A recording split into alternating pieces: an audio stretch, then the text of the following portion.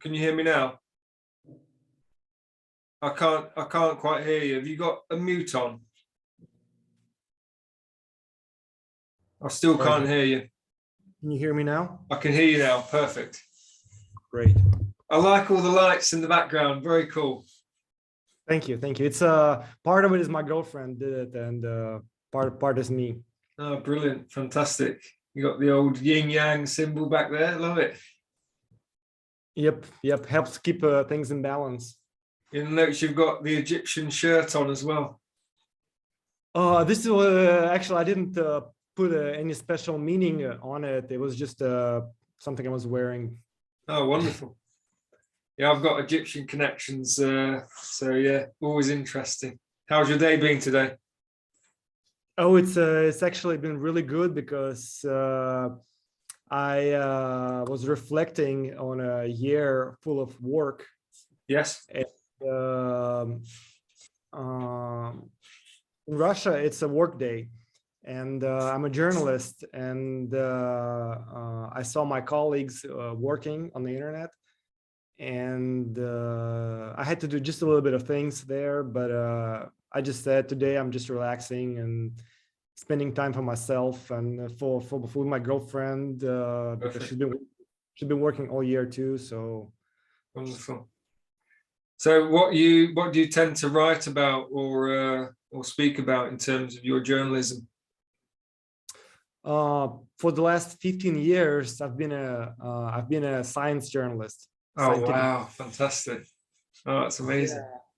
Yeah, and I specialize in just one area of science. It's everything has to do with nuclear and radiation technologies. Everything about has to do with radiation and nuclear power and nuclear safety. Incredible. Everything about nuclear industry, nuclear and thermonuclear, because yes, and the hydrogen. So where do you see those sectors going in the future in terms of our common trajectory at the moment with things?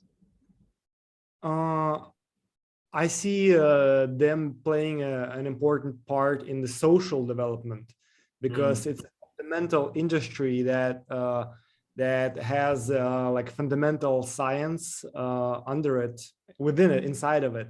Yes. And I see, first of all, the general science levels and increasing. And out of developing science, you get all kinds of branches branching out. Part of it is energy. Another part of it is medicine. The part I'm into is the space exploration. Of course, me and you understand the inner space exploration. Yes. But there's also the outer space, like real physical space program for the moon and for the Mars, and they both need nuclear and radiation like energy sources. Yes. There's a guy, interesting you should be speaking about this. There's a guy, I forget his name now, but he'd created an over unity motor, and it was actually different technology than an over unity. Essentially, he created his own internal sun and used it to propel a rocket beyond the speed of light and sound. So yeah, but he was one of these childhood prodigies in America. So he was snapped up by the Men in Black at the age of about 14, and was told to make fast things move fast. So yeah, there was you probably heard of it, First Strike. There was a race between the US and Russia regarding making a rocket or some kind of weapon that could outpace the opposition. And he was a part of that. So yeah, he saw a lot of things at that special UFO base that no one talks about. In Area 51 or yes, Area 51. Yeah, he was taken there, and he was told to create a rocket, which he did, and then he met the literal Men in Black, and then was taken away and told to make more impressive things. And he saw all sorts of things down there where they were reverse engineering craft that they had secured. Let's just say secured, acquired. Yeah, maybe they were given to them. Maybe. It's all very interesting, isn't it? Where, like you say, our lives in terms of our interest in metaphysics collide with real reality, and how our real space and inner space are very much reflections of each other. So it's impressive. Did you attend Ryok's transmission last night? I usually watch them after it. Were you on his Patreon? I've seen, no, I'm not on his Patreon, but Okay. I've seen the one that was before that, maybe like a week ago. Yeah. And I really liked it. And I've been watching all of them pretty much for the last maybe 2 years. Yeah, wonderful. I only mention it because he was actually talking about how different ET species, in terms of their frequency and vibration, he said that the Greys were at about 100, it was the Anunnaki were at about 120,000 cycles per second, which is lower. It's not that much higher than the average human nowadays. Most of us reside below 100,000 hertz. But he said that even though that was only a small jump in terms of 20,000 hertz, that amount was enough to create immense technology. And unfortunately for the Anunnaki, they misused it, or some of the factions of the Anunnaki misused it. But so yeah, it just goes to show a small change is a complete change. And it's an exciting time to be alive, and technology is moving very, very fast. I'm sure you're well aware. Yeah, but I try to keep in touch also with the spiritual dimension. Yes. Because first of all, like they all say, it exists in the consciousness. I was actually just listening to one of your videos that talked about plants being represented in your consciousness. First of all, like the DNA of plants, of different plants. And so I try to keep balance, technology and consciousness, with consciousness being primary. Yes, yeah, absolutely. Yeah, one of my counterparts is a plant specialist on Sasani. So that's interesting. And I'm very, very close to nature in my own life. So yeah, there's a lot of crossover. Yeah. Do you have the direct connection, or do you need someone like Ryok to talk to him? Or do you actually I've actually met him in astral projections and in dreams. So I can talk to him. I had clarification from Ryok that was who I was in communication with.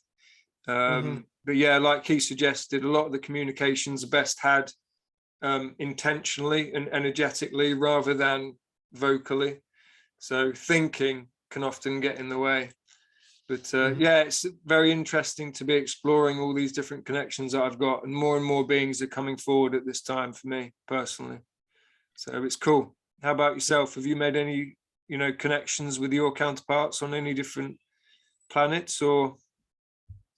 I've actually taken a channeling course.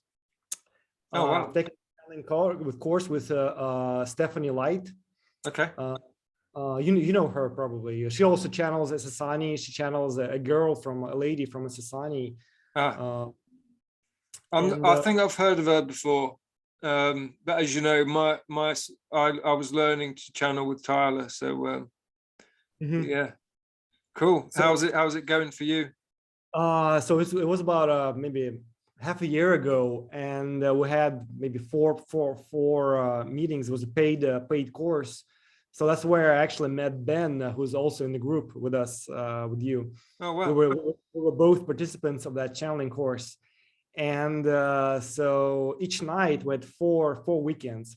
So each night some of us tried to channel, and when I was trying to it was not an intellectual feeling, but the first time what I did, I got that I was channeling myself, a sense of self from the ninth dimension Pleiades. Oh wow! Ninth dimensional Pleiades, and what I felt that it was like an ant. It was like an ant hill, and I I was feeling that it was saying to me that yourself is all about love. That's what I channeled. That's the feeling I got. That's the first time. And the second time I tried to channel, I got Archangel Raphael. Oh wow! Saying to me, and that's after that my channeling stopped. I never channeled again. So Archangel Raphael said to me that you should channel God. Wonderful. Yeah. Well, you are God, so that's who. Maybe that's who he was referring to. Yeah. And after that, I spend more time on my own inner story, inner journey. Yes. Inner journey. It gave me a sign. That because there's all kinds of channeling information nowadays, all kinds of channels and all kinds of races and creation stories and around it. And so what I got out of that channeling lessons, the sense of I am, like the feeling of I am, and like what it is to experience your own creation, your own inner journey, like your own hero. Like for guys, it's like something like hero's journey. Yes. So like where do I stand? Well, like what is my own sense of I am, my own purpose, my own honesty with myself? Can I be honest at all times with all people? No, it's so beautiful. Yeah, no, that's incredible. I think you're so right about that and the importance of that journey that we all have to take. Men and women, doesn't matter how old you are, at some point we'll get to a point in our own evolution where that's the next natural step to take. And it sounds like for me that the channeling for you was a confirmation that that was your next natural step and phase, that you're really ready to truly channel yourself, your true natural self. So no, that's beautiful. And like for me in this process of learning to channel, I'm realizing more and more that when I do allow through the information, so long as I'm trusting it, I am channeling an aspect of me. Even though it's a guide, it might be a guide, but still it's coming through me, and I have to allow that to come through. So yeah, very much so. There's lots and lots of parallels there. Very interesting. Yeah, and they say that everything is an aspect of you. Like literally everything is an aspect of your consciousness. Like your God self, also an aspect of your like unconditional love and compassion, also an aspect of you. So this really changes the whole perspective on it. Absolutely. No, it's so wonderful. I'm in the process at the moment of doing my utmost to embody that unconditional love and that passion and that neutrality of my being. So it's a very interesting journey. And gratitude. Yes, gratitude as well, of course, and appreciation. That has been number one for me, like the opener, that I try to like be grateful for everything that happens. Yes, absolutely. And to realize that through the gratitude of accepting your reality for what it is, allows you to then use it in a positive way. Because if you're not truly grateful and appreciative of what you're reflecting back to yourself through your own life, then you prevent yourself from actually using it. And if you're not able to use your creations for what they're there for in terms of lesson learning and growth and expansion, then you'll easily just cycle around the same thing and never move forward. So yeah, no, you're absolutely spot on. Oh, it's so exciting. This idea of science is exciting to me. I'm not into it as much as you are probably, but it does fascinate me. So what's the most exciting thing you've discovered of late then regarding sciences in your particular sector?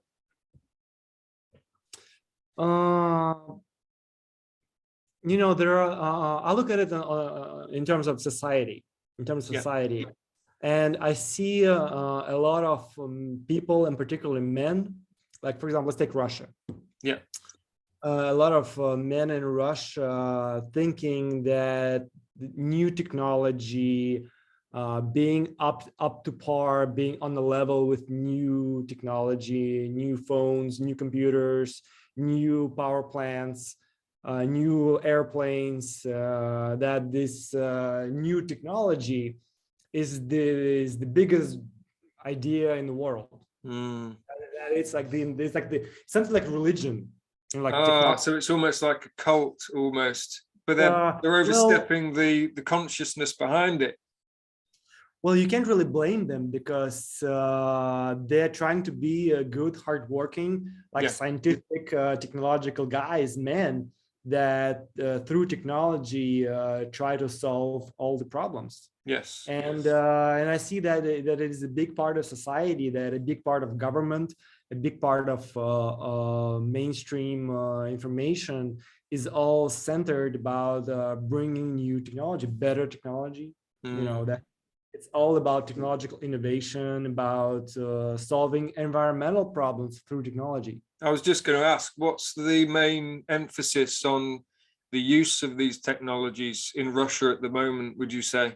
Is it a positive direction, or is it more sort of negative, or is it neutral?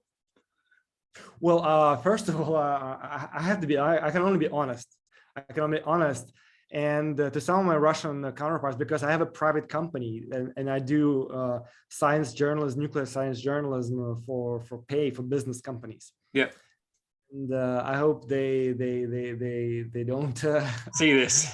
They understand where I'm coming from a more philosophical point of view. Yes. But I see a lot of it as business and a driver of economy that makes people a lot of money, and the government is willing to invest a lot in new manufacturing and new technologies and exports, and a lot of it is money driven. Right. It's just it gets you government contracts, it gets you certain power among men, that you're technologically advanced, that you're more technologically superior than your fellow men. Yes. Yeah.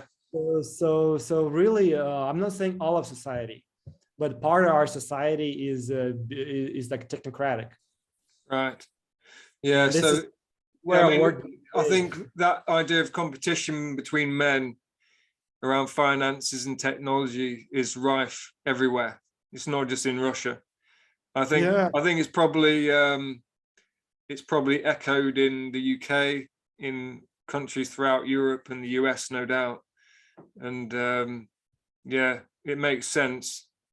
Unless you're someone like yourself who's got that high perspective, it often does boil down to numbers and figures, doesn't it?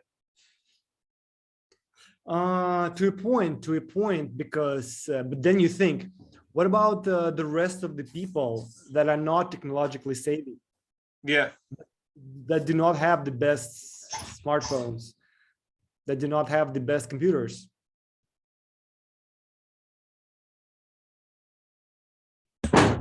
Sorry about that. Just needed to, I'm at my mum's place at the moment looking after dogs. No, it's your mother. My mom is going to come over tomorrow, and I'm really excited to see her because it's the first time she's going to spend New Year's with my girlfriend. So my new girlfriend. Wow, fantastic.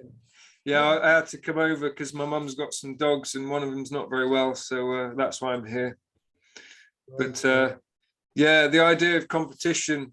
So I was thinking that yes, you see on news this top, like this Elon Musk's, all this Mark Zuckerberg's, these technologically savvy innovators, the kings, the technological kings of the world, the tsars of technology. But then what about the so many other people that are totally living not in that world at all? Like they're living, like the construction workers outside that. For example, we have like the Asians who are doing the construction like in Moscow. Yeah. Like, what about those guys? Like, are they less? Are they sub level, subpar to Mark Zuckerberg and Elon Musk? No, I mean we all play our part, don't we? I think although the culture does determine who is compensated for their competency. So someone like Mark Zuckerberg, someone like Elon Musk, someone like Nikola Tesla in his day, they were compensated for their genius, for their abilities. Although, having said that, the people in the warehouse who make the Teslas, the people who are, running the scripts on Facebook, they're just as valuable, because without them, the actual expression would not come forth, would it? It would just remain as an idea in Elon's head. It would remain as an idea in Mark Zuckerberg's head. So they're all integral parts. It's just a case of who gets the limelight. Yeah. We all know that sometimes the ones at the top like it. Say again. Yeah. What about the people that don't have the money for any technology? Yeah, that's true. What about those people? Yeah, I mean, they're left out of the loop, aren't they? And it's a real shame, and it's unfortunate. And if the people at the top actually cared for the technology and the benefits it could have, they would make it widely available to those who are less fortunate than them. But and it's also a case of how we use this technology. More than anything, I feel at the moment we're really at a crossroads of where, particularly with the idea of AI, how we want to move forward with it, how we want to use it, how we want it to impact ourselves and our world moving forward, and how that's going to look in the future. And belief systems play a big part in that, I think. Fear-based belief systems will entrain it to be limited, whereas a belief system where we allow it to be fully what it is and reach its full potential, it will change the world beyond recognition. But we have to be bold enough and courageous enough to move beyond the idea of our limited selves and allow that to happen. So yeah. As for guys, it's especially important for men, like yes, to really acknowledge the existence of your male ego. Yes, definitely. Oh, it's been this past, I don't know how about you, but this past year or two have really, the idea of masculinity and femininity have really come to the fore, and how they balance each other, what's a positive expression of our sexuality and our sort of polarity, and what's a negative expression. And there's definitely work that can be done on both sides, both men and women. How have you seen that play out in Russia? Has it been a very masculine dominant? I know Russia's quite a masculine energy place, which I love. I'm connecting with lots of Russians of late, so that's cool. But how have you seen it unfold over the past 2 years, that balance between the masculine and feminine, positive and negative? Yeah, on the news, Russia looks like a very patriarchal, strongman, military type country with strong solutions for everything. But in real life, it's actually the women, because women are a majority here. It's the women that are the backbone of society. Like when I used to go to work in the morning, and I work from home, but like at 9 o'clock in the morning, I would get inside a bus, and it would be like 90% women going to work. Really? Wow. And yeah, they do the majority of work, like in hospitals, in schools. The women are much more like they're the foundation of our society, and women are there, the stability and the nurturing, the nurturing aspect.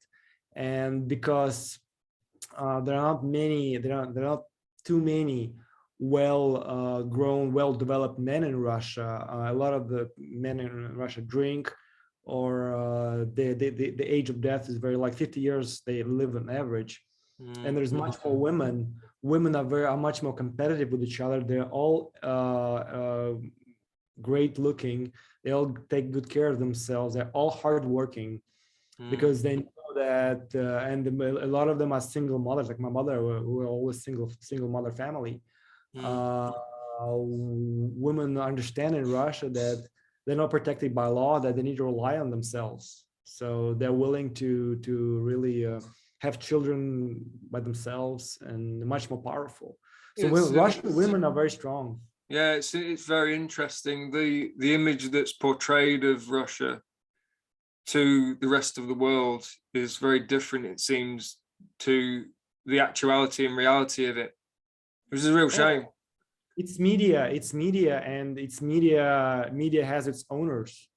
You know, the people that put the media, the show on, it's certain people that do that. It's their own, their own agenda. And I'm as a media person, I understand exactly what it all is. I try to do my own work as honestly, as compassionately, as professionally as I can. But I know that it's all a huge, mass media, huge field of play. And if you look at the major media, the MSM, they all do just pretty much one agenda. It's I mean, I've got a friend whose mother, he's an older guy, very, very spiritual guy, and he's half Russian, and so I get the sense just by knowing him that the Russians have got very big hearts. Well, every Russian I've met has got a very big heart, lots of humility and lots of graciousness.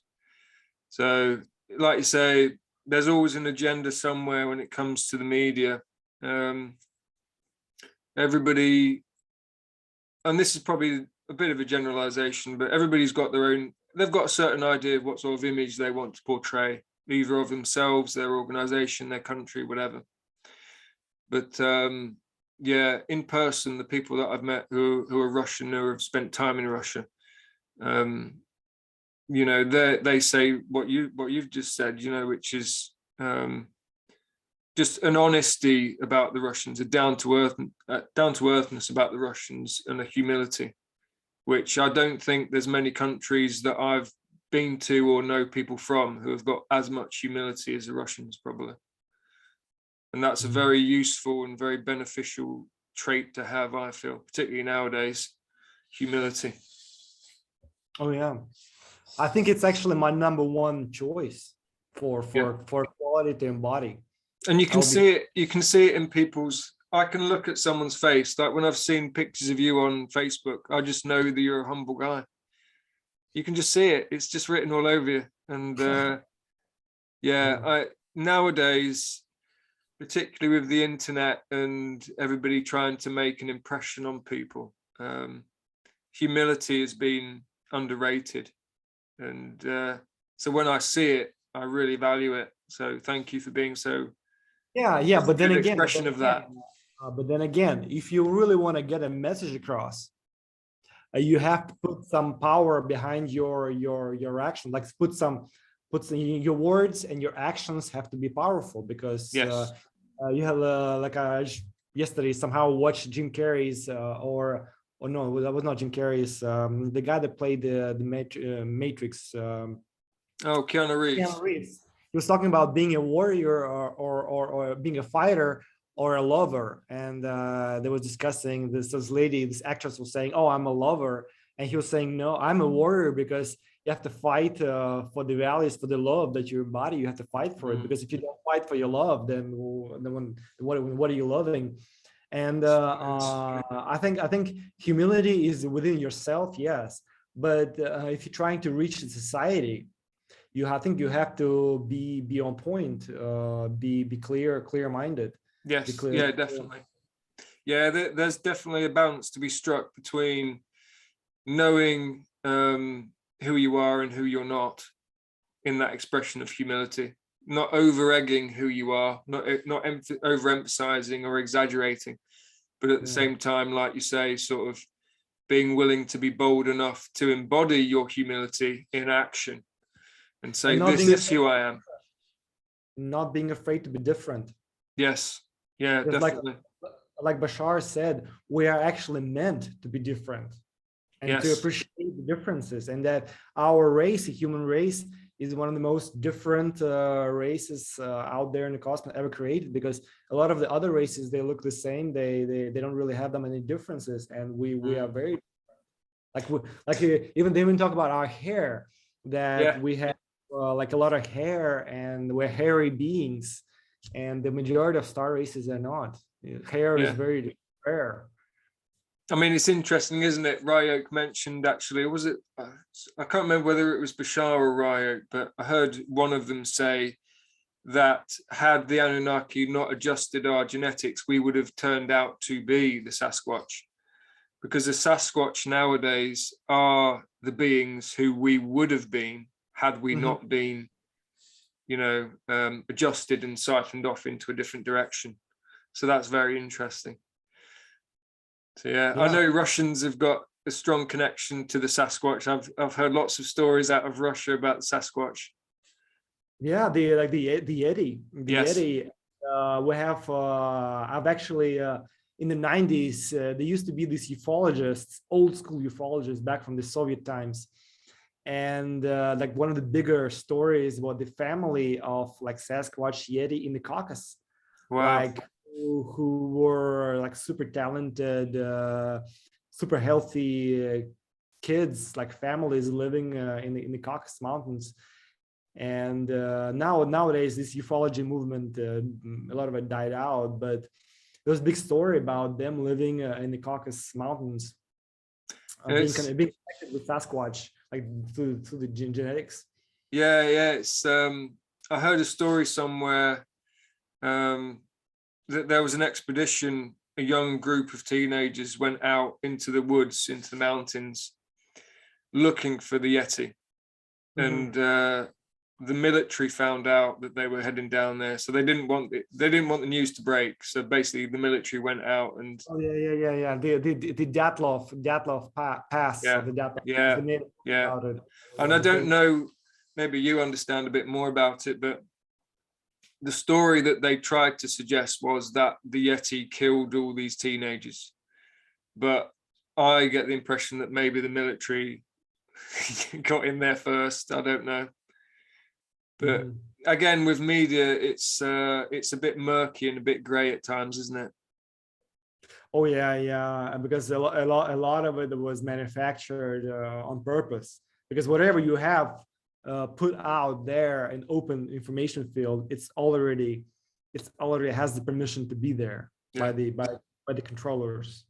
Yeah. What's amazing to me is that the likes of you and I and people within our communities understand that all information is accessible at all times, anywhere. And the idea that there are groups or organizations of people within particularly media who want to control information because they believe that the majority, which is probably true, I think the majority of people don't necessarily believe that they have immediate access to all the information that they need at all times, anywhere. But the likes of you and I can see through that illusion. And so it's quite funny to hear these stories of people trying to use puppet strings to control things, but we just see straight through it. Well, and do you even care what they're doing? No. Because as you say, as you understand that we are the creators of our own reality. Yes. That we create 100% of reality. That you're the creator. So your beliefs that you have and that you put in your mind is your responsibility. Exactly. And if you decide to attach yourself to a belief that someone is controlling you, it's your own responsibility that you believe that. Yes, exactly.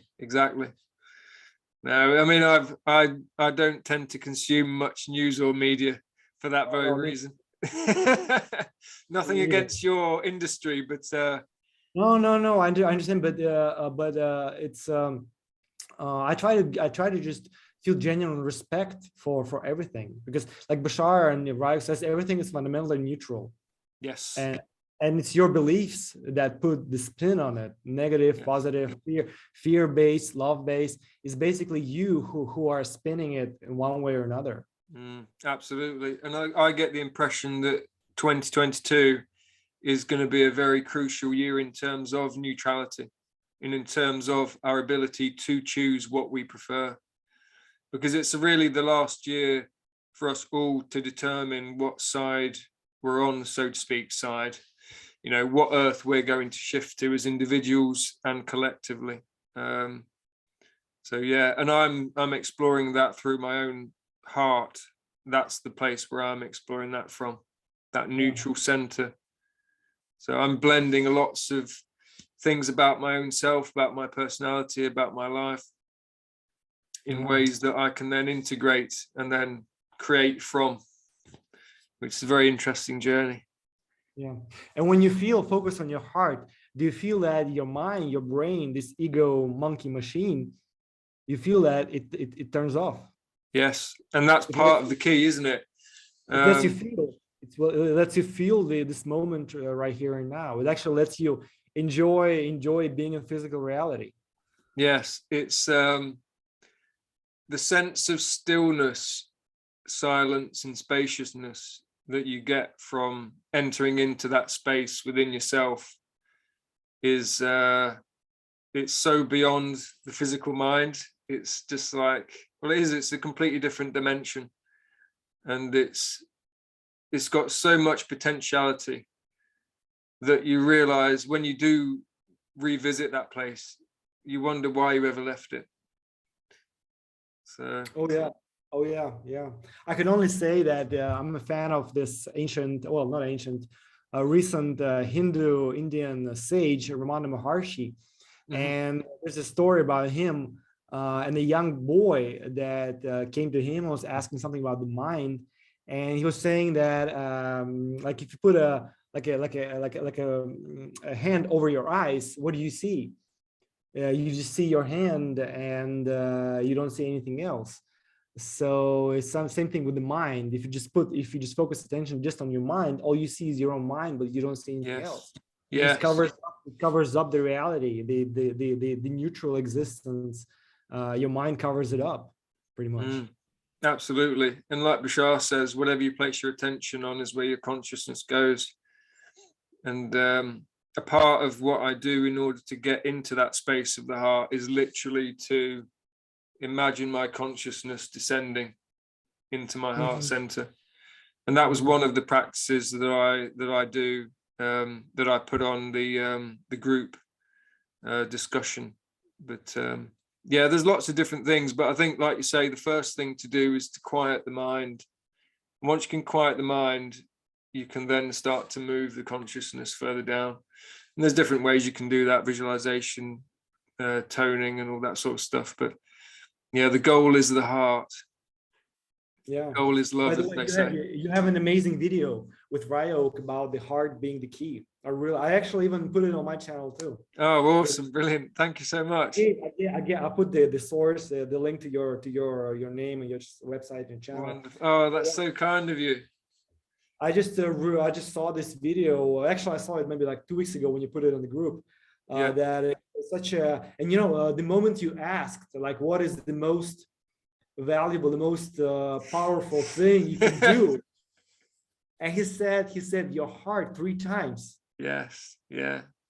Like immediately, without any hesitation. Yes, it was very, and I knew it was coming. I just knew it was coming as well. That's why I was just like smiling and laughing, because oh, here we go. Yeah.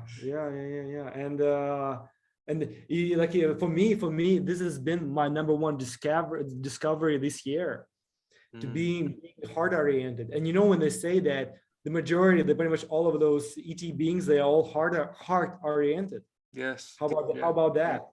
Exactly. And that's partly why I'm so keen to offer this mentoring program at the moment, because I'm seeing the benefits for me with these different practices and meditations that I'm doing. And I just know that it can be of so much use and service to others.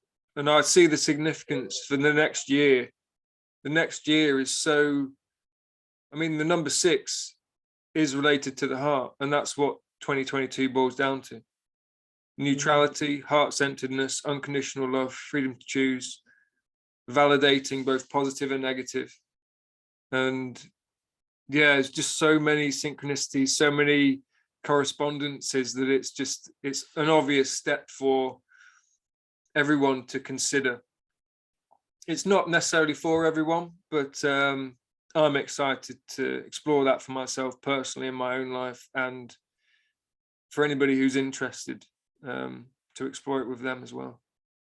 Absolutely. I actually looked at your website, and it's really you do point it out, this heart center activation as the major theme of your life person. Yes, absolutely. I think also with my connection to Yeshua and Mary Magdalene and Mother Mary, that it makes sense for me to continue that path.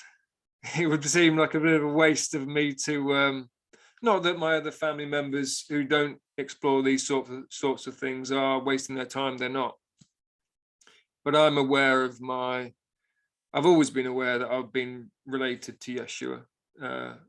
And when I got confirmation, and that's what it was confirmation from Ryok about that. It wasn't necessarily a surprise. But I just feel I need to make the most of that connection that I've got, because people need to, well, no, people don't need to do anything, but I see the benefit that it would have for people, but I need to embody that myself, like Yeshua did. He embodied it first and then he shared it. So that's what I'm in the process of doing. And it's a fun journey, definitely a fun journey. Oh yeah, and you particularly being a man, a guy with male aspects, with masculinity. Yes. And you embodying your spiritual journey. I think that that's what's one of the stronger points, most interesting points. That's good. That's a good point, actually. I hadn't really even thought of that. But yeah, now you mention it, it's there is a significance to that, particularly over the past couple of years. Like we said, how the masculine and the feminine have really come to the forefront, and people as a whole and as a collective have been really looking to balance these aspects of ourselves individually and as a society. And so, I mean, I do talk about love a lot. I do talk about unconditional love and the heart a lot. But again, it's like, like Yeshua did in his own life. He balanced the negative and the positive. He made them equal. He validated both of them.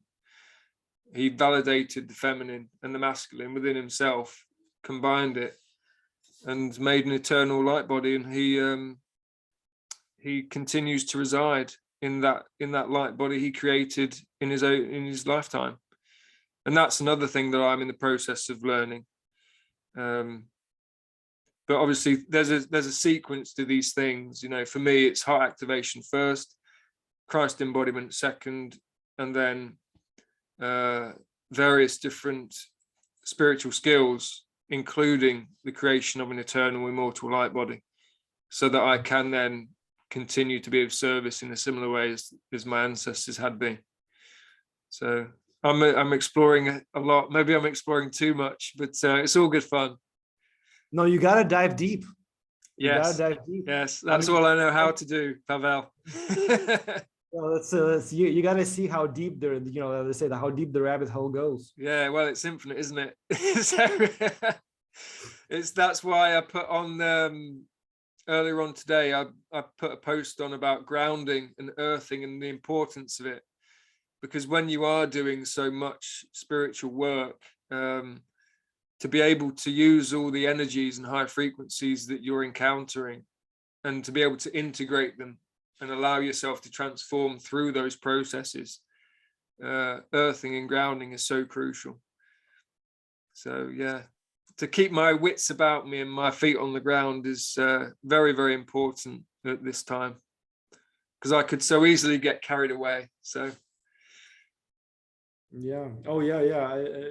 I think it's a big theme of spiritual life, is actually learning to be in the moment. Yes. And to feel more and think less. Yes. Yeah, exactly. And that's what the heart activation, and just, even just thinking about the idea of living more from your heart and what it means to connect with your heart. and the communications that you get from your heart. That is so important when it comes to, like you say, thinking less, feeling and being more. Yeah. Because that heart space is eternal. It's eternal, and it is only now. Yes, and it's particularly important for men, because a lot of us, especially now in this age, we try to dominate the Yes. world. Oh, it's so true.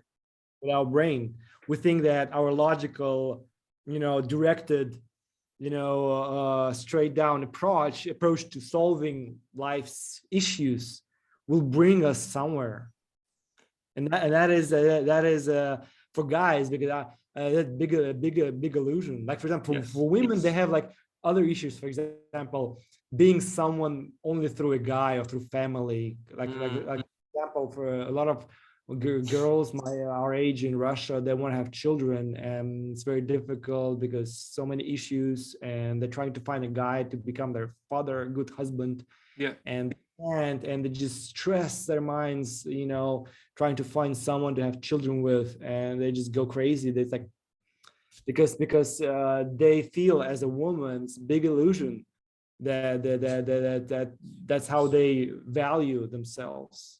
Yeah, and how they've defined themselves in terms of their being, that their only value is to, well, not their only value, but a lot of the women, I'm guessing, have defined themselves to be only useful to the world if they are a wife to someone, or if they are a mother to children. Yeah. And for us guys, so we have I would even say maybe a more darker, a more deeper philosophy, that through our brain, through our logical thinking, yes, we can control this world. Yeah, and to create more and expand it. But like you say, it's a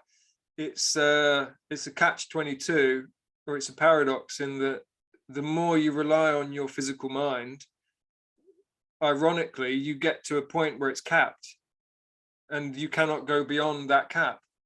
Whereas when you activate your heart, it's limitless.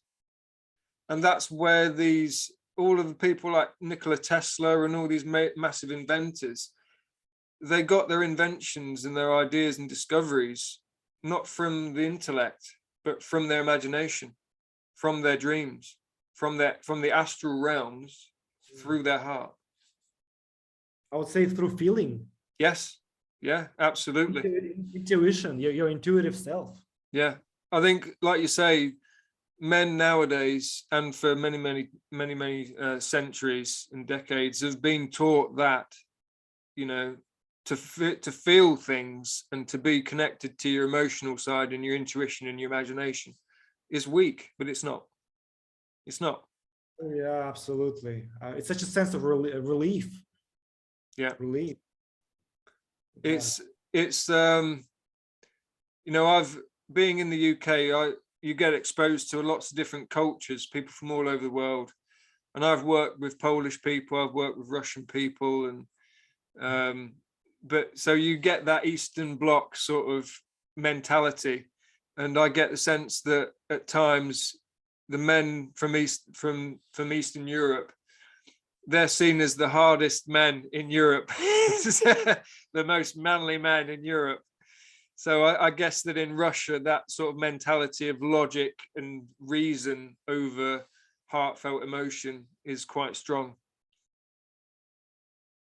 Yeah, and then that's just something we're growing out of, I think. And do you think that that's why maybe so many men drink and find things a struggle in Russia, is that because of that quite oppressive mindset of, must be strong, must be masculine, must be logical, that they've been cut off from their heart? Oh, absolutely. If you're cut off from your heart, you haven't got access to the rest of your being. And if you're, then that's when you struggle. And when you drink alcohol, actually lets go of your controlling ego mind. You release your sense of control, and you can just be yourself, and you start to feel yourself, speak the truth. And that's why when Russian men drink, they say all the bad things they don't want to say. They would never say when they're every man from every country does that, but yeah. Absolutely, absolutely. Because if it puts you back in your feeling honest Yes. self, they start to feel themselves. And then, going to the darker side, about technology and propaganda. I mean, think about how much technology and propaganda are really being, put to such heights. Yes. Yeah. Well, again, it comes back to what you were talking about earlier regarding this power play, the power play between men. If you've got lots of funds and money, and you've got an ability to control belief systems and behaviors en masse through media, then you can acquire more status and wealth. And if you've got more status and wealth, you've got more perceived power. That's a logical way of thinking. That's a logical. But again, it runs contrary to what you and I know, though, doesn't it? That's how men logically think, that you get more resources. You use these resources to control others to get even more resources, and then you get the most resourceful person, and then you get and then you get in your own mind, you become the most right or the most correct person on the world, having the most resources. Psychological story in your mind. Exactly. That's all it is. It's just a story of your mind, isn't it? Or it's a story. It's an illusion. Basically, it's a powerful play of your mind. Like a power play. You get hyped on it. You start being aggressive. You try to push your agenda on others. You get mass media behind you. You do this like a power play. But what's ironic and paradoxical for me is that people that do that, they're often very scared, and they often don't truly believe in themselves. That's why they feel the need to try and convince so many people about what they believe. If you think about the most compelling people that you've ever met, it's usually the ones that don't need you to believe what they believe, that are just happy to be who they are, share themselves with you, and let you decide what you do without forcing you to feel a certain way or do something. So I don't envy these men with all their money and their big businesses.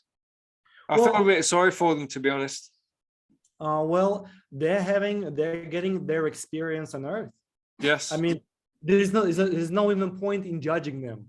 No, because it's their own journey, their own life, and I'm sure they are learning a lot about existence in their own choice, in their own way. Like, I try not to judge anyone because I know I have so much to do on my own self, on my own feeling of existence, on my own gratitude and unconditional love and compassion, that I don't even have the slightest desire to judge any of them. I just feel compassion for them.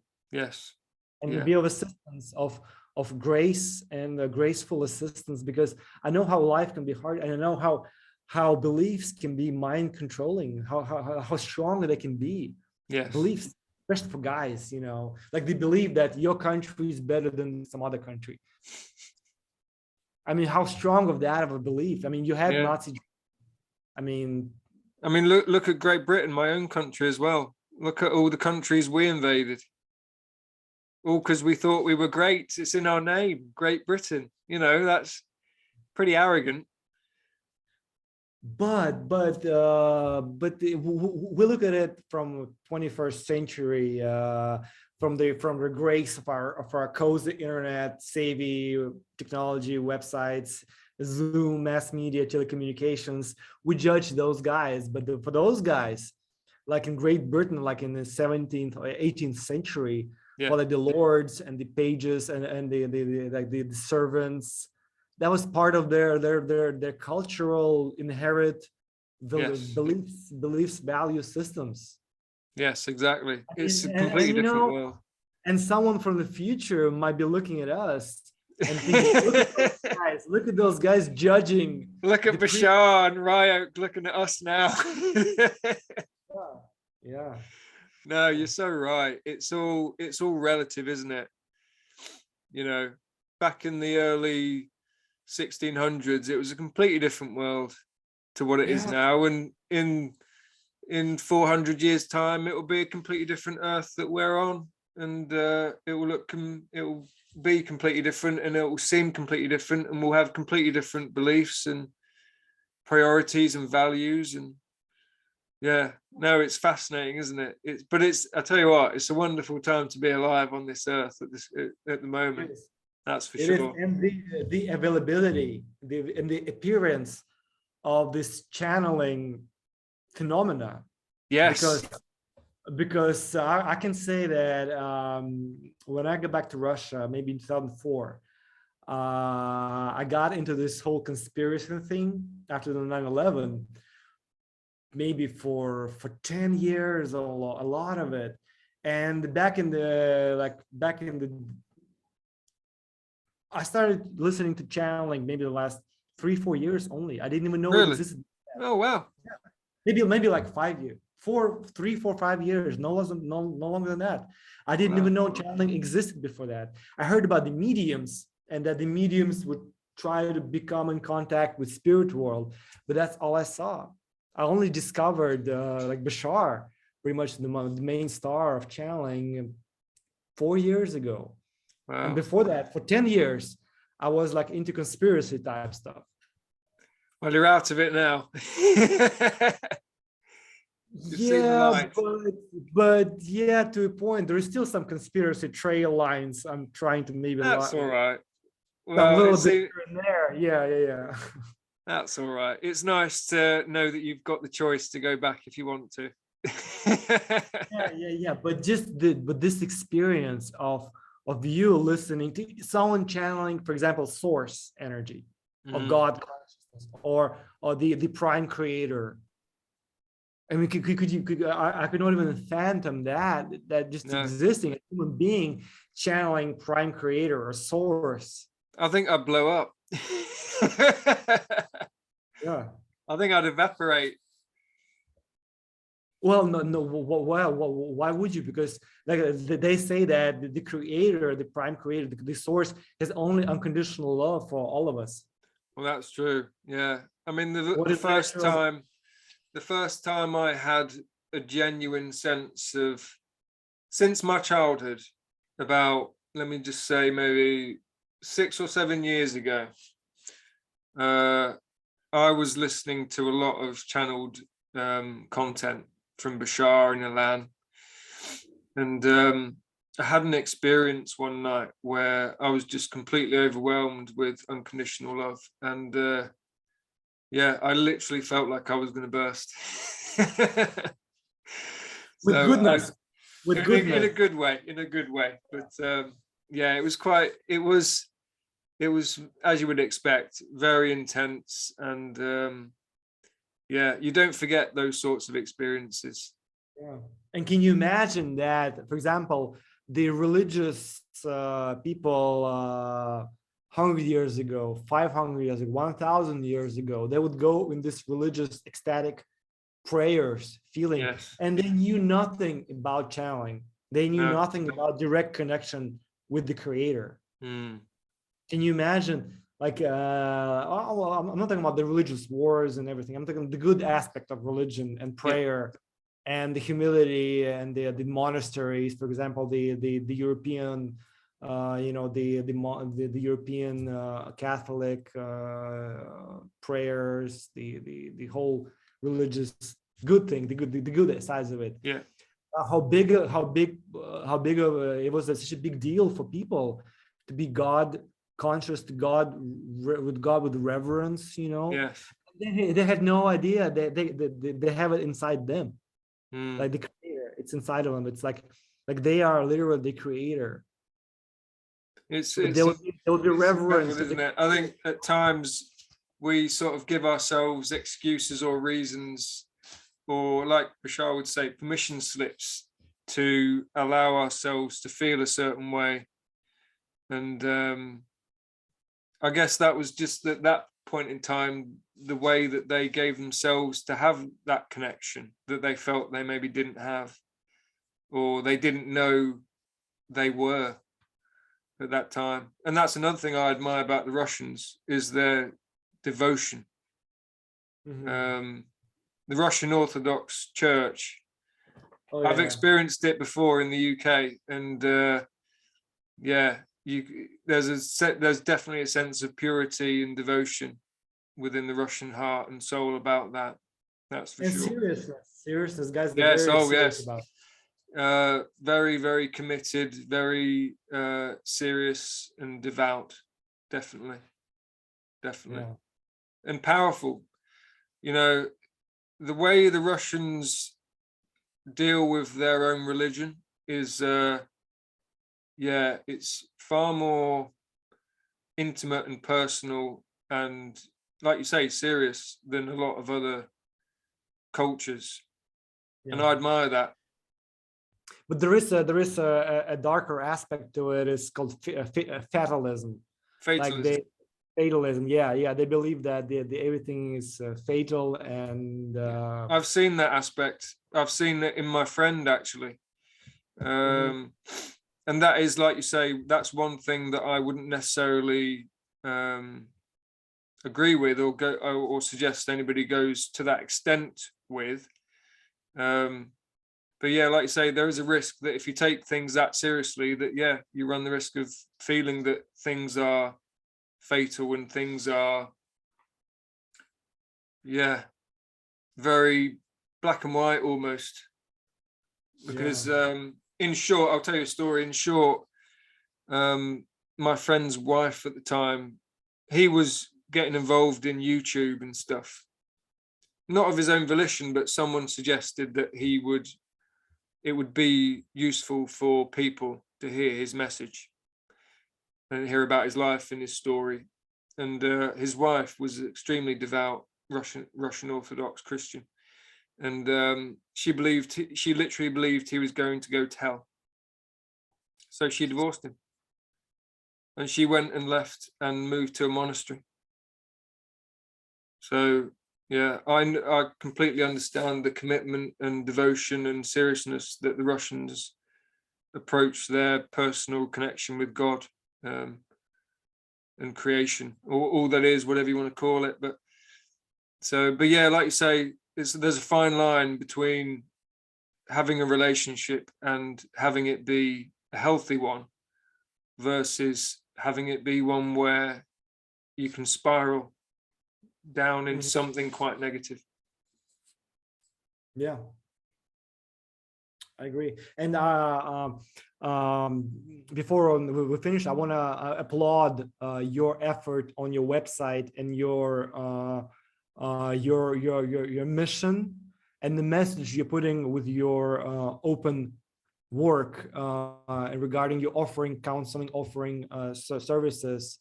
Yeah. I think as so many channelers say that some of us wake up earlier, and we got to be compassionate and helpful to the others to really see this nature, this compassionate, benevolent nature of existence, that it's more about positive things, it's more about good things.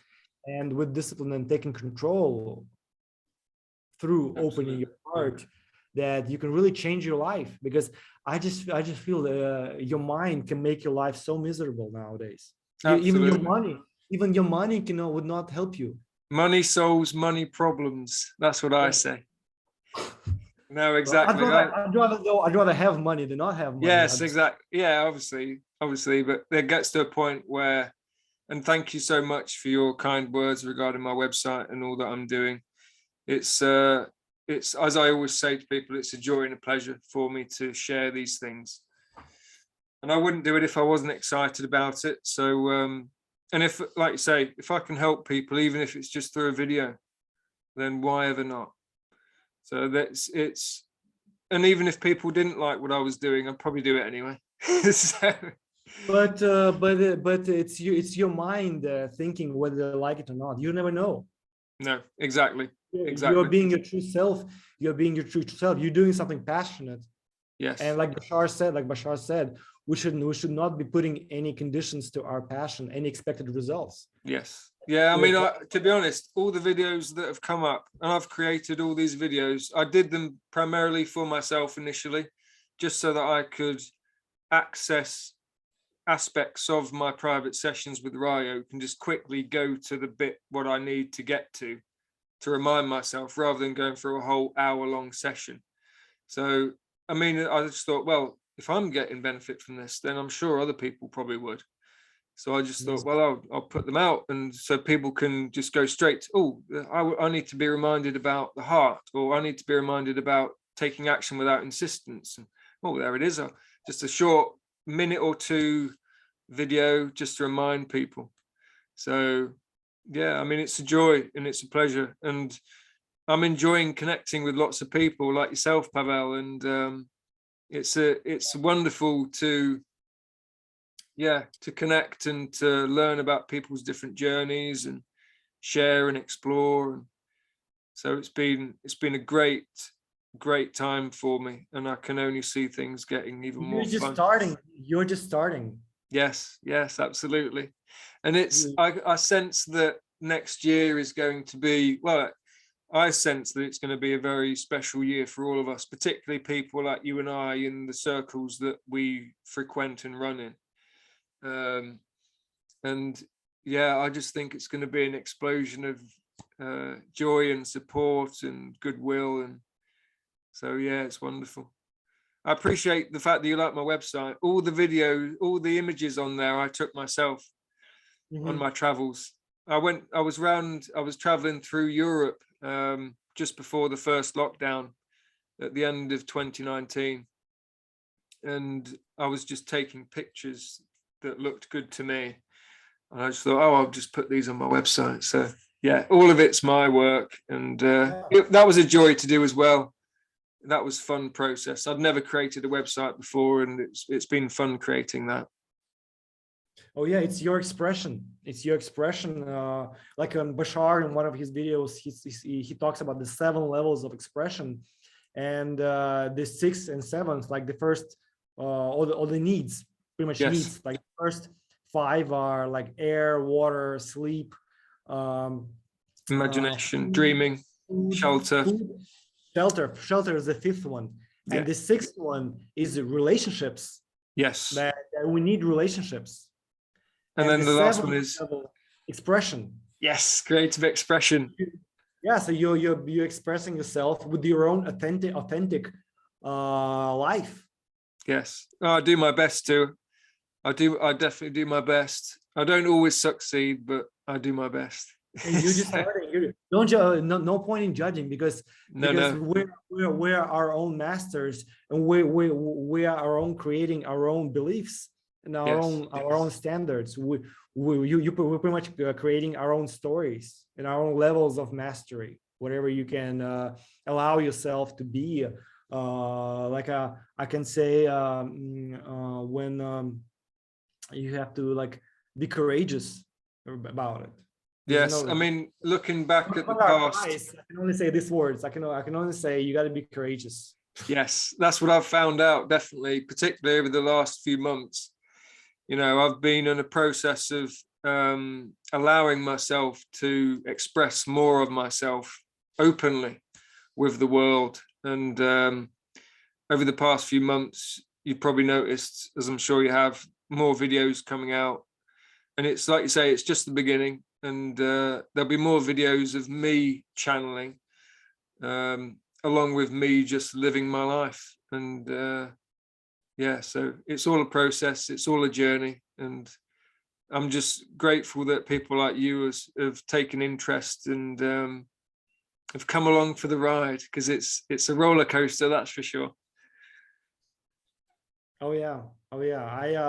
All the guys that are in the spiritual on the spiritual dimension, the field, I really feel for all of them, because it takes like we say, humility and honesty with yourself to really stop believing your mind all the time and start feeling from your heart.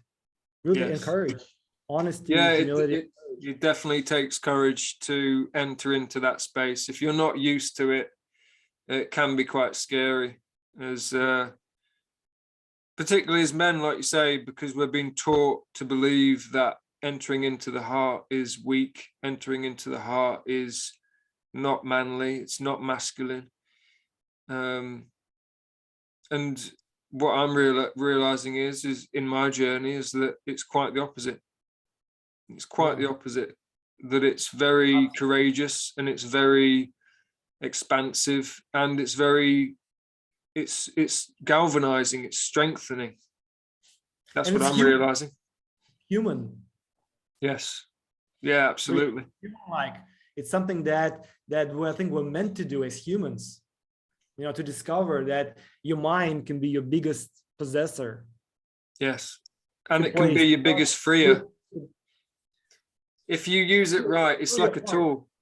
Through your heart, through your graceful, open, surrendered, unconditional, open heart. Yes. Absolutely. And the Russians know more about that than most people. No. I think nowadays in the global 21st century, the national, it doesn't even matter nowadays. No, you're probably right.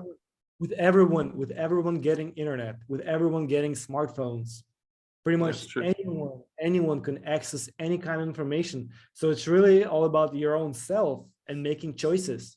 That's why I strongly feel that your posts and your website, that you made a strong choice about something in your life. I did. That made you do this website, made you do this public offering of your services, made you post those videos. You obviously made a choice about something. And I've got to take the actions to embody and demonstrate that choice. And that's what I have done. And that choice, like you say, was to, embark upon this journey, fully committed, and allow myself to share it with others. And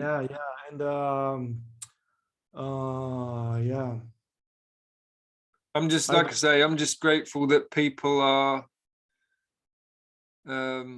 receptive to it and excited about what I'm sharing. But you never know. How can you know?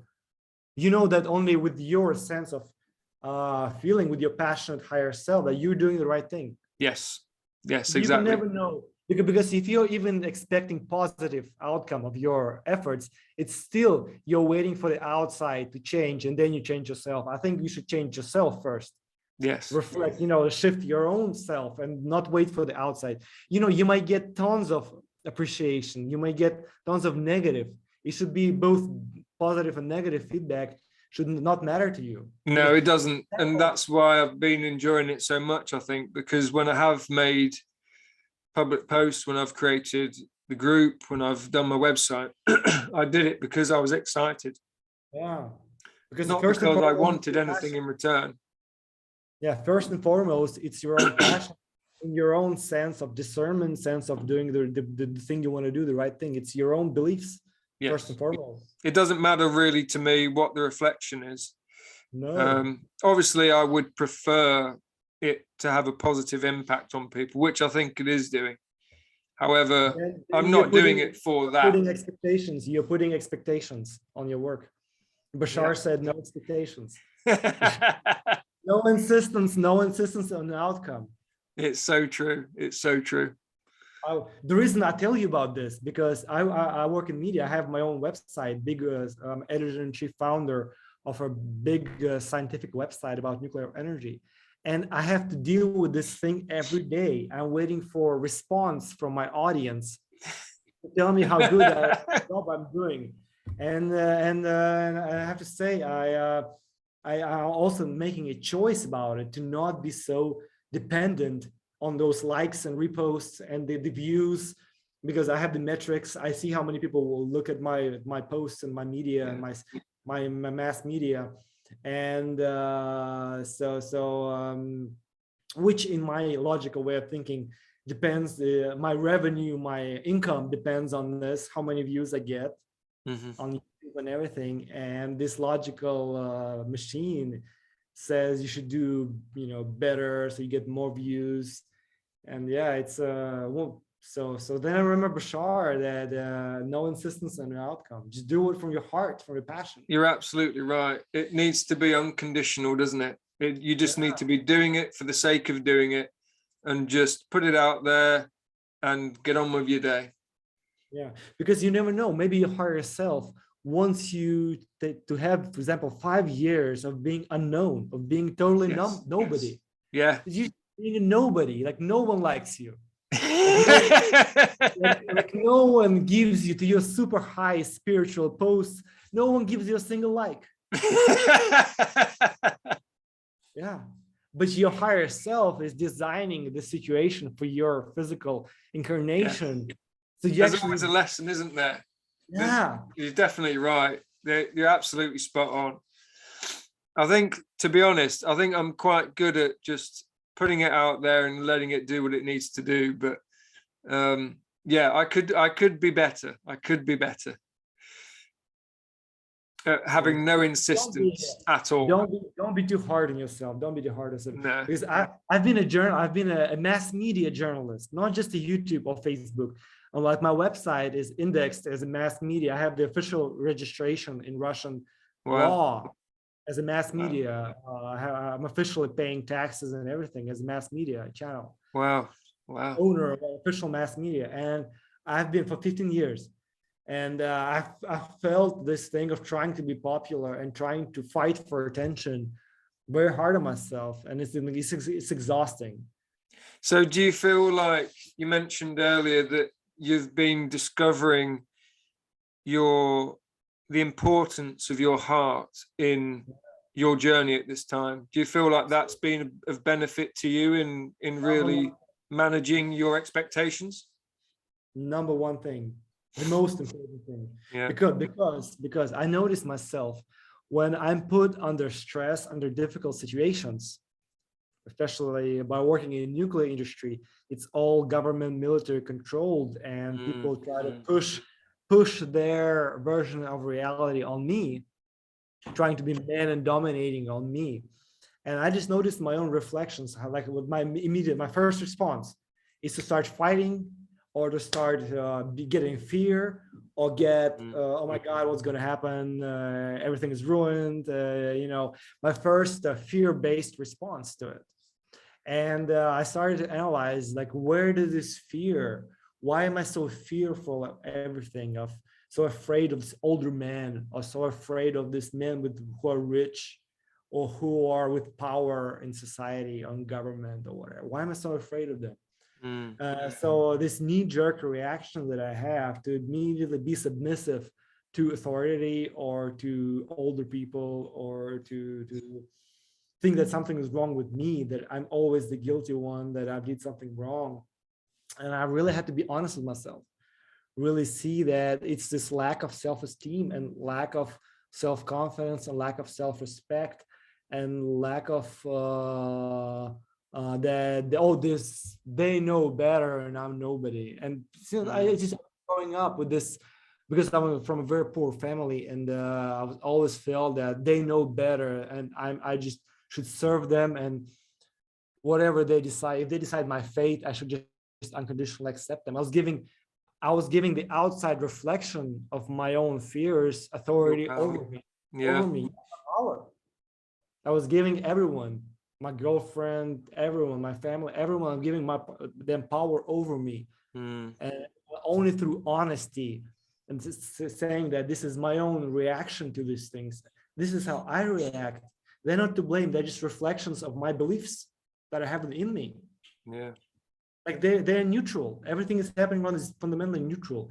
But I'm putting this fearful reaction, and it's after I've been in very hard, emotional, depressing states of being put in a lot of like emotional, intellectual pressure, because I'm a journalist, put on so much pressure and financial pressure, trying to make money in this government, military run area, trying to make a business.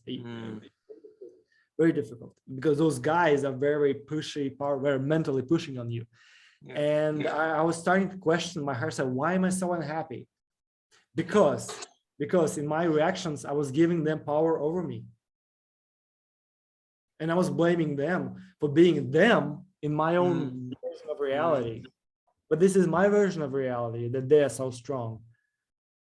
When in fact, they're living their own stories. They have nothing to do with me.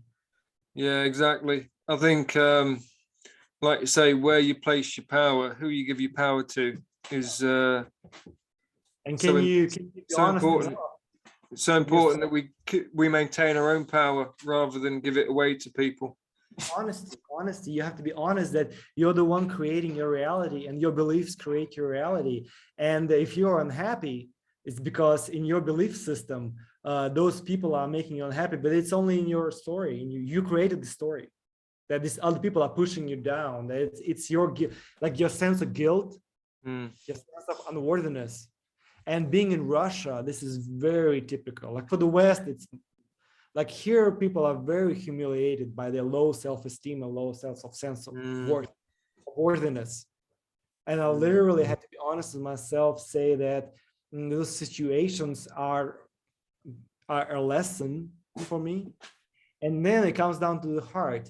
Like, what is my initial response? Be afraid of everything? Or it's your mind. Your mind is afraid of everything. What about your heart? Like what I discovered, that my heart is compassionate. Like my heart, and like that's how I talk with them. Like in your video, like Ryok says, talk with your heart, think with the heart. So I actually started to talk with my heart. Like, what is it? What do I feel? I feel compassionate heart. That I have a compassionate heart, and I have a benevolent nature. Yes. And those two things, compassionate heart and benevolent nature, by the Creator. The Creator gave us benevolent nature. I try to fight all negativity. Not let those negative situations take control of me. And it's very difficult. It's very difficult because it's like a discipline, because all those situations that provoke you to be fearful. They provoke you this fight response. Yeah, it's definitely a challenge.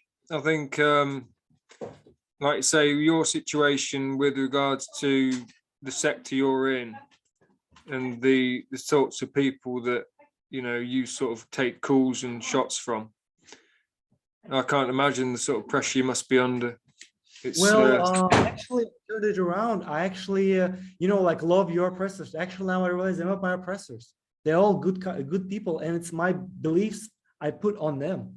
If I put on them negative beliefs, it's my own problem. I'm responsible for that. If I can turn around and put positive beliefs. So now, literally, I take everyone as my teacher. They're teaching compassion, humility, calmness, peacefulness, not immediately start fighting them. Because in Russia, so many guys just want to fight you immediately. Yeah. It's because they want to be seen as strong, but they're actually just scared.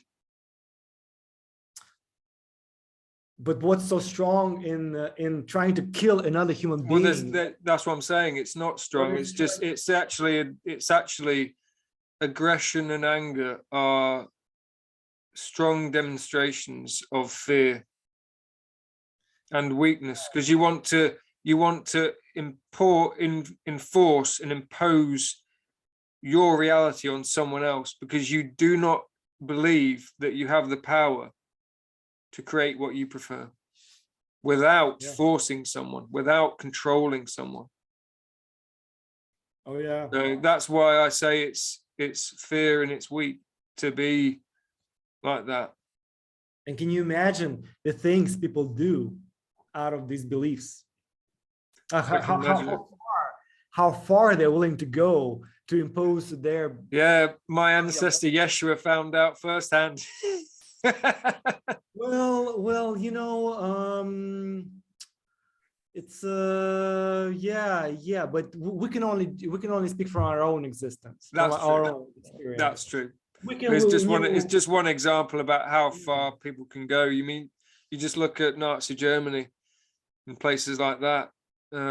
Because if Yeshua wanted to stop and say, okay, you guys are right, I accept your version of reality, I respect your version of reality, you can write, this state should be respected, you're right, the religions, whatever they were putting on him in those times that he was wrong about. If we just respect them and say, I acknowledge your right to be correct in your reality, and that I agree publicly, but that was not the story that, but we cannot judge them. We can only judge our own story. Like he had his own reasons to go through that were more than just agreeing with the Romans and so on. Yeah, he needed to go through that process for himself on a soul level to experience something. And I'm sure there was so much more back then. Yes. So much more. Can you believe, that the scenes? Oh, I Like, love this. yeah, that the beliefs of the inner God, that the God is inside. Because this outer God illusion, mainstream thinking, the dogmatic God above you, became mainstream only for certain part of before like in the ancient times. There were all kinds of sects, all kinds of beliefs about God, about the creator, monotheism, polytheism, all kinds of stuff, and they seems to believe that the creator is inside. Yes, and Yeshua studied with them. Yeah, that's where he got a lot of his beliefs from, the Essenes, and all that they practiced with the angels of the morning and the evening. Yeah, the Hermetic science, like in Egypt, they had Hermeticism. Hermeticism means inner, closed, inside. Yes. Like tight, sealed within you. Well, it's been absolutely wonderful. We'll have to do this again sometime. For sure, for sure. I wish you the brightest, the happiest expansion of yourself into this a greater world, particularly through your public service, what you do now with your spiritual skill sets. Thank you so much. It's like a public offering that you're bringing the best of you to other people who are looking up to you and trying to wake up from the control of their mind into the heart. It's really very important, I think. Thank you so much, Pavel, and I'm doing my best. So we'll see what comes of it all. Keep doing it. Hey, I'll be a fan. I'll be giving you likes if you need so much. If you need this support, I'll be giving you likes and support. Thank you so much. Well, if you know any rich Russians who need to open their hearts, send them my way. So many of them, all of them need this. Get these oligarchs over here. All of them need it. Hey, take Abramovich from Chelsea. Hey, get him as a client. I should, yes. If you know any military guys who need their heart chakra opening, let me know. Send them my way. All of them. Well, they might say, okay, we'll invade you first, and then we'll. I've not got much for them to take, I'm afraid. Yeah. Well, I'll send you a copy of this recording. Thanks, and we'll schedule another time. It's been good to chat with you. Yeah, Ben. Thank you. Have a great day. Have a great new year, and all the best to your family. And all the best to your friends, family, the British people, the society, the channelers, the light workers, the warriors, light warriors of our kind, the spiritual pioneers who are thinking their own thoughts and trying to figure it out on their own. Yeah. We're all on this journey called life. Yeah. One big journey. We'll get there, won't we? Hey, we're already there. We are. We're just opening up. We're just finally deciding to open the box, opening the Pandora box. Exactly. Yeah. Well, wonderful. Enjoy the rest of your day, and I'll speak to you soon, no doubt, Pavel. Yeah. Have a great holidays. We will. Take care, my friend. You too. Ciao. Bye-bye.